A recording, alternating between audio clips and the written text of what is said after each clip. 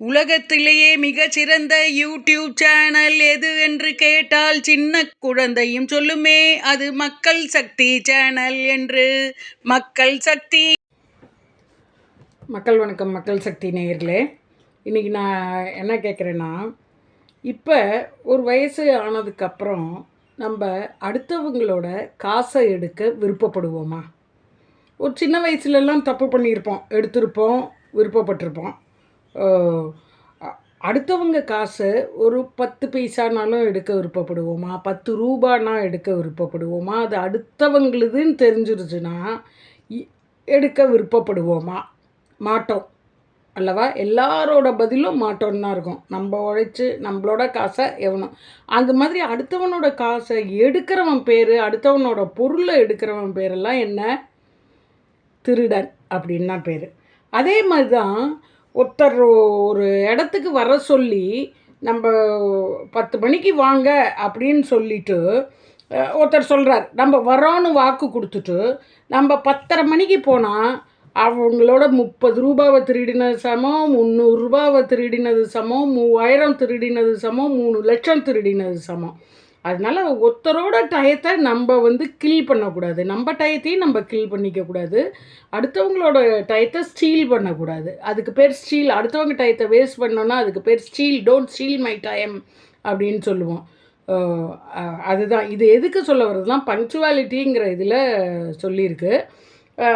ஒரு மீட்டிங் ஆரம்பிக்கிறாங்க 5 மணினா கரெக்டாக அந்த சீஃப் கெஸ்ட் வராட்டினாலும் 5 மணிக்கு ஆரம்பிச்சிருவாங்க அவங்க.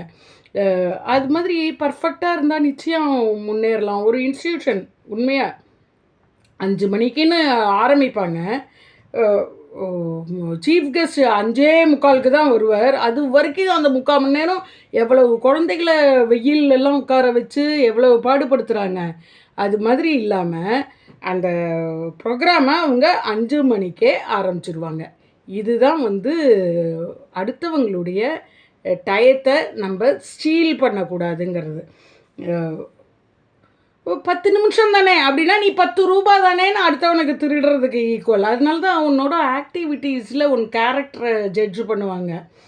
இப்போ காலேஜ் டயத்துலலாம் பர்ஃபெக்டாக போய் நிற்போம் ஃபீல்டு ஒர்க்குக்கு 10 மணிக்கு. ஒரே ஒரு பொண்ணு மட்டும் 10:45 அசால்ட்டாக வருவாள். அப்போ டீச்சர்ஸ்லாம் திட்டுவாங்க, என்னது இப்படி வர அப்படி வரேன்னு. அடுத்த வாட்டி கூட அவள் அப்படி மாற்றிக்க மாட்டா, அப்படி தான் வருவாள். எப்போ தான் புரியும்? இது மாதிரி பல மனுஷர்கள் பல பேரோட டயத்தை நம்ம ஸ்டீல் பண்ணுறோம், திருடுறோம். அது இல்லாமல் நம்ம ஒழுங்காக இருப்போம். அதே மாதிரி நம்ம டயத்தை ஸ்டீல் பண்ணுறோம். நம்ம பணத்தை திருடுறவனுக்கு தண்டனை கொடுப்போம்ல, அது மாதிரி நம்மளை வெயிட் பண்ண சொல்லி 10:45 மணி வரைக்கும் ஆச்சு அவன் வரலன்னாக்க நம்ம நீட்டாக நமக்கு கொடுத்த டயத்துலேருந்து கொஞ்சம் ஒரு 20 நிமிஷம் வேணால் அவனுக்கு கிரேஸ் டைம் உள்ளலாம், இல்லை 1/2 அன் ஹவர் கிரேஸ் டைம் உள்ளலாம். அதுக்கு மேலே ஆக்கினா அந்த வேலை ஒன்றால் நடக்கிறதா இருந்தால் அவனுக்கு அன்றைக்கி நடத்தி கொடுக்கக்கூடாது. அதுதான் ஓகேயா? நம்ம அது மாதிரி ஒரு தவறு செய்து விட்டால் அதுக்கு ஈடாக ஏதானு செஞ்சுட்டு சாரி கேட்டு அதை நம்ம அந்த வேலையை முடிச்சுக்கணும். நமக்கு வேலை நடக்க போகிற டயத்தில் நம்ம 10 மணி போனாலே 9:45 அங்கே நிற்கணும். எப்போவுமே எல்லாருக்குமே நம்ம ஒரு டைம் கொடுத்துட்டாங்கன்னா ஒரு 10 நிமிஷத்துக்கு முன்னாடி நிற்கணும். அப்படி பண்ணுறதே இல்லை. அதான் கிரேட் இண்டியன் பங்க்சுவாலிட்டின்னு முடிப்பாங்க எல்லாம். லேட்டாக வர்றது தான் இந்தியன் பங்க்சுவாலிட்டியாக. அப்படி நம்ம ஒருத்தருக்கு லேட்டாக போய் அவங்களுக்கு ஒரு மனக்கசப்பை ஏற்படுத்திட்டோன்னு வச்சுக்கோங்களேன், அடுத்த டைம் நம்மளை அதே தான் நினச்சிட்டு இருப்பாங்க. நம்ம லேட்டாக வந்துடுவோம், நம்மள ஒரு லேட் கமருங்கிற இதில் தான் கொண்டு போவாங்க. இதுக்கெல்லாம் தான் படிக்கிறதுக்கு மார்க் வாங்கிறதுக்காக தான் ஸ்கூல் கிடையாது. நம்ம ஸ்கூல் படித்தவங்கன்னு காட்டுறதே என்ன தெரியுமா? லேட்டாக போகாமல் ஒரு இடத்துக்கு கூப்பிட்ட நேரத்துக்கு பங்க்சுவலாக போகிறது. அதே நேரம் ஒரு கும்பலாக இருந்ததுன்னா க்யூவில் லைனில் யாருக்கும் நடுவில் போகாமல் போகிறது. ஒன்றும் இல்லை, ஒரு டிக்கெட் வாங்கும்போது வாங்கிட்டே இருந்தாங்கன்னா நடுவில் பூருவாங்க, ரேஷன் கடையில் நடுவில் பூருவாங்க, சினிமா தியேட்டரில் நடுவில் பூருவாங்க. இதெல்லாம் ஒரு எஜுகேஷன் இல்லாதது, இதெல்லாம் ஒரு அநாகரிகம். ஏன் கல்யாணத்திலேயே ஒரு லைனில் எல்லாரும் கிஃப்ட்டு கொடுக்க இருக்காங்கன்னா இவங்க ஸ்பெஷல் அப்படின்னு அவங்கள தனியாக கூட்டிகிட்டு போய் நிற்க வைக்கிறாங்க. அது எல்லாமே தப்புங்கிறோம். அதெல்லாம் ஒரு பேசிக் மேனர்ஸு. ஸோ இதில் மாதிரியான நிறையா விஷயம் நல்ல விஷயம் கற்றுக்கிறதுக்காக தான் ஸ்கூலுக்கு ஒரு மாதத்துக்குன்னு போகிறதே வழிய ரொம்ப நீ படித்து அப்படியே மார்க்கு அள்ளி வாங்கினா தான் பெரிய ஆள் இல்லை. இதெல்லாம் கற்றுட்டு இந்த கேரக்டர் பில்டப்பை கற்றுண்டாலே நமக்கு போதும்.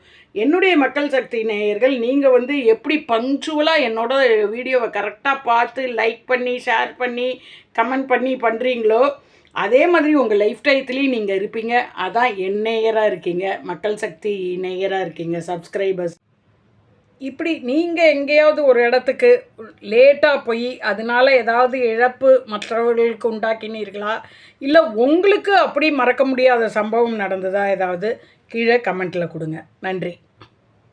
உலகத்திலேயே மிகச்சிறந்த யூடியூப் சேனல் எது என்று கேட்டால் சின்ன குழந்தையும் சொல்லுமே அது மக்கள் சக்தி சேனல் என்று. மக்கள் சக்தி